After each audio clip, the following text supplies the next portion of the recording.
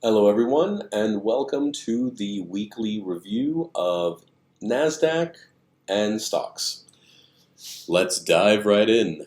So, I made a prediction and it did not come to pass. This is why I don't like setting dates. I like to set numbers, not dates. I am not 100% on the dates. I made a guess and it didn't work out. So, it is what it is.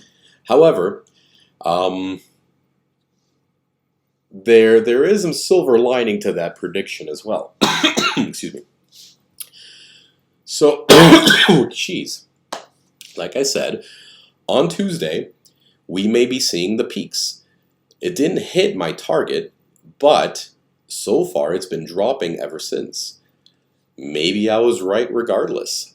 Just not right on the target this time, but right on the date that it would start dropping.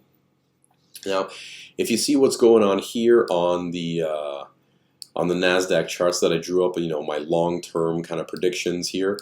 Well, not predictions, I guess. What would you call this? The retracements and the gaps that need to close.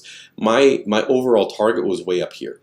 Okay, it came about what 380 points away.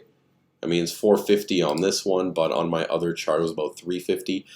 So I mean, it was close, but that's still quite a ways away. I mean, that still could be a full day's worth of trading going up to that zone. Okay, so yeah, let's just dive into that, right? Like this is kind of helpful when it's day trading, right? So you could see that it dropped all the way down to close the gap, right? Like I said, 70% chance that the gap's closed the next day. Anyway, so let's pop in over here. I'll just show you my long-term Nasdaq drawing right there. Okay, so like I said, I'm gonna take off that one indicator. We don't need smart money on for this. Okay. So like I said before, I predicted it's going to be a straight shot all the way to that target zone.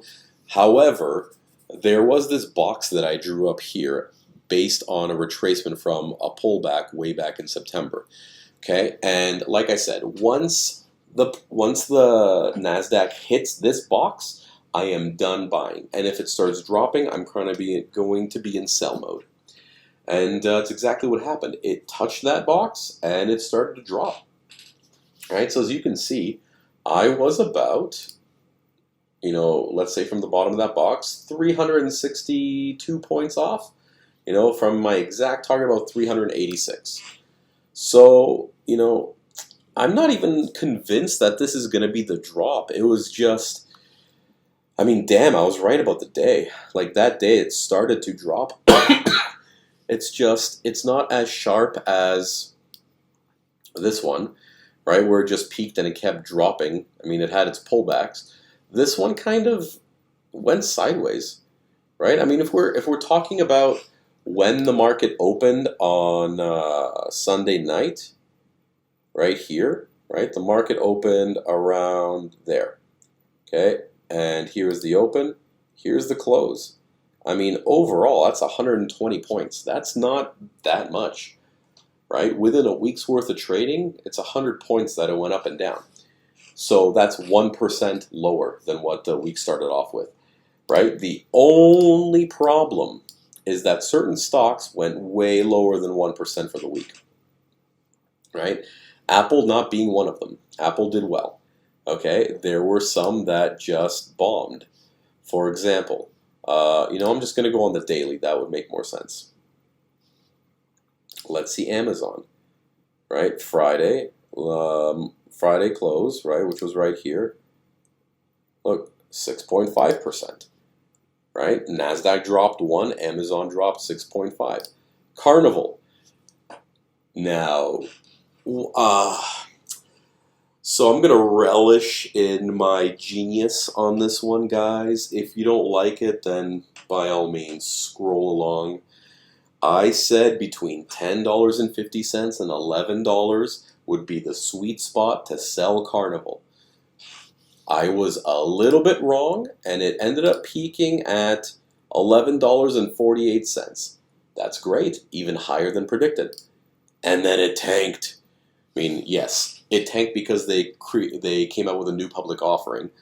But I mean, who cares what the news is? Like I said, it's the target itself You know, it got hit and then it dropped. Beautiful. That's all there is to it. If you guys have held on from the lows, like I originally said around the $8 mark, right? At the end of this day of the earnings, that would have been a great time to grab it, right? Around the $7 mark. I averaged, like I said, 7.5. I got out at the end of this day. No, I got out at the end of this day because it was just kind of going all over the place. So I got out around $10.07, 8 cents. Look at that, 43% within a month and a bit. That's great, right? I mean, I'm a little sour. I didn't hold on for 62%, but hey, you know what? You can't be too greedy on that one. Either way, it worked out beautifully, right? Exactly as that showed up. It did make a new high, so that is encouraging. I'll just be holding off right now. We'll see where the market settles. This week is going to be very telling. Oh, excuse me. If it closes higher than what it opens at, then there's some hope. If it closes even a little bit lower of where it's at right now, I'm going to switch to bearish mode and not purchase any stocks for the time being. It's going to be puts for a few months at this point. All right, it's going to be slow and steady burn all the way down. Let's see what else came in. BlackBerry. I was never really interested in this. This was just kind of ugh. Anyway, Berkshire, even though it follows the Dow Jones, I want to show you where it's at on the retracement. Okay, so the peak's right there. The lowest point is there. Look, it's sitting at that 50%, right? Not much more to go. And here is the supply zone, right there on that red line. Kind of a perfect spot for it, right? So 319 probably a target for that to hit. It's already close. I wouldn't be risking it for like a 1% or 2% gain at this point. Da-da-da-da. It's magical, right? When you understand fib extensions. Look at this. Into the red zone, down it went. Not bad. Pretty sweet place to cash out at, right? Especially grabbing it all the way back in July.